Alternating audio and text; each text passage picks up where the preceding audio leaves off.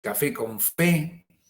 Hoy continuando con el estudio del Evangelio de Mateo, vamos a continuar con las tentaciones que tuvo Jesús, ¿verdad? Entonces, que está en Mateo capítulo 4, versículos 1 al 11. Entonces, vamos a algo importante que nos muestra este pasaje bíblico. El sagrado relato. Hay algunas consideraciones que debemos hacernos antes de proceder al estudio detallado del relato de las tentaciones. Primero que todo, los tres evangelistas, ¿verdad? Los tres evangelistas sinópticos parecen hacer hincapié en que las tentaciones siguieron inmediatamente al bautismo de Jesús. Como dice Marcos, inmediatamente el Espíritu le impuso al desierto. Nos dice Marcos 1:12. Sigue manteniendo la palabra luego en su primera acepción. O sea, prontamente, sin dilación. Es una de las realidades de la vida el que después de todo gran momento viene un momento de reacción. Y una y otra vez es en la reacción donde se oculta el peligro. Eso fue lo que sucedió a Elías. Con un coraje imponente, Elías se enfrentó completamente solo y derrotó a los profetas de Baal en el Monte Carmelo. Eso lo podemos mirar en Primera de Reyes, capítulo 18, versículos 17 al 40. Ese fue el gran momento del valor y el testimonio de Elías. Pero la matanza de los profetas de Baal provocó la ira de la malvada Jezabel, que se propuso acabar con Elías. Entonces dice que Elías tuvo miedo y se levantó y huyó para salvar la vida a Berseba. Primera de Reyes, capítulo 19, versículo 3. El hombre que se había mantenido intrépidamente frente a todos sus rivales, ahora huye para salvar la vida con el terror en las costillas, ¿verdad? Había llegado el momento de la reacción. Esto parece ser la ley de la vida, que precisamente después que nuestro poder de resistencia ha estado en su punto más alto, en un momento determinado, también después pasa que nos venimos abajo profundamente. El tentador escogió cuidadosa, sutil y astutamente su momento para atacar a Jesús. Pero aquí hay algo diferente a todos los hombres. Jesús lo venció. Haremos bien en mantenernos especialmente en guardia después de cada vez que la vida nos ha llevado a las alturas, porque es precisamente entonces cuando asalta el más grave peligro de las cimas de las montañas. No tenemos por qué considerar esto como una experiencia externa de Jesús. Fue una lucha que tuvo lugar en su propio corazón y mente y alma. La prueba está en que no existe ninguna montaña desde la que se puedan ver todos los reinos de la tierra. Pese al Tibidabo, fue una batalla interior. Acuerde que eran seres espirituales por ejemplo, porque Satanás también es un ser espiritual que se presenta, se plantea en la mente, se puede manifestar externamente, pero más que todo, él ataca a nuestra mente, nuestro corazón, nos bombardea con malos pensamientos.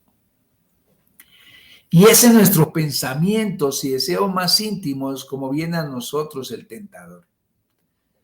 Lanza su ataque en nuestras propias mentes. Es verdad que es tan real que casi podemos hasta ver el diablo. Hasta este día, por ejemplo, se puede ver una mancha de tinta en la pared de la habitación de Lutero en el castillo de Warburg, en Alemania. Dice que Lutero le tiró el tintero al diablo porque lo estaba tentando. Pero el poder del diablo estriba en el hecho de que supera nuestras defensas y nos ataca desde adentro. Encuentra aliados y armas entre nuestros pensamientos y deseos más íntimos.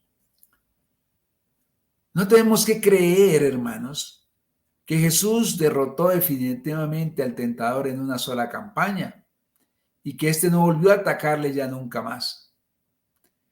El tentador le habló otra vez a Jesús en Cesarea de Filipo cuando Pedro trató de disuadirle de seguir el camino de la cruz. Y cuando tuvo que decirle a Pedro las mismas palabras que le había hecho al tentador en el desierto.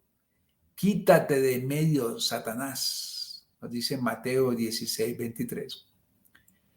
Al final de su recorrido, Jesús pudo decirle a sus discípulos: vosotros sois los que habéis permanecido conmigo en mis pruebas. Dice Lucas 22:28. Y nunca en toda la historia humana ha habido una lucha con la tentación como la que Jesús mantuvo en Getsemaní con el tentador que trataba de apartarle el camino de la cruz. Lucas 22, 42, 44, donde dice que inclusive pasaba por la prueba tan dura que sudaba sangre nuestro Señor Jesucristo. La vigilancia eterna es el precio de la libertad. En la milicia cristiana no hay licencia ni se dan permisos. A veces nos preocupamos porque creemos que deberíamos alcanzar una etapa en la que estuviéramos más allá de la tentación, una etapa en la que el poder del tentador ya estuviera quebrantado para siempre. Jesús nunca alcanzó esa etapa.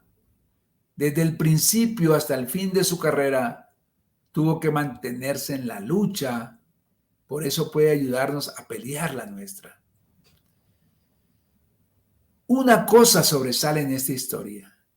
Las tentaciones fueron tales que no podían sobrevenirle a una persona que no tuviera unos poderes muy especiales y supiera que los tenía. Un teólogo, Sandai, describe las tentaciones como el problema de qué hacer con los poderes sobrenaturales. Las tentaciones que sobrevinieron a Jesús solo se podían atacar a uno que supiera que había cosas extraordinarias que él podría hacer. Debemos recordar siempre que una y otra vez somos atacados por medio de nuestros dones. La persona dotada con algún encanto tendrá la tentación de usarlo para salirse con la suya. La persona dotada con el poder de la palabra tendrá la tentación de recurrir a la labia para presentar disculpas que justifiquen cualquier comportamiento suyo. La persona con una imaginación viva y gráfica sufrirá agonías de tentación que una persona flemática no experimentará nunca. La persona con grandes talentos mentales estará tentada a usarlos para su propio bien y no para el de los otros, para convertirse en amo y no en servidor de la humanidad.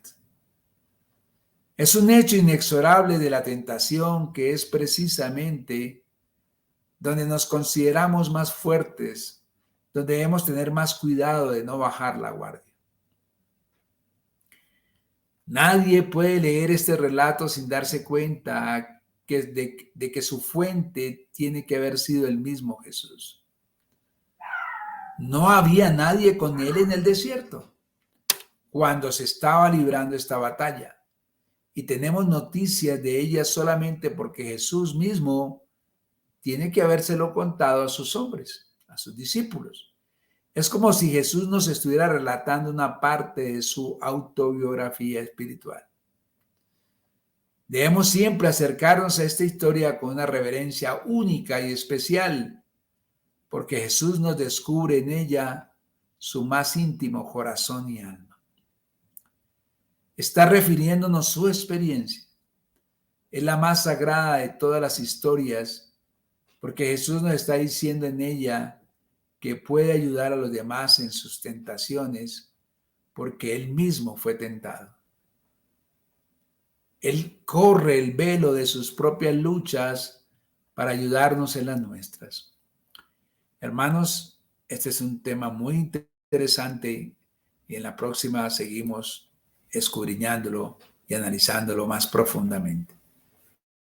Hermanos, cuídense mucho, Dios los bendiga.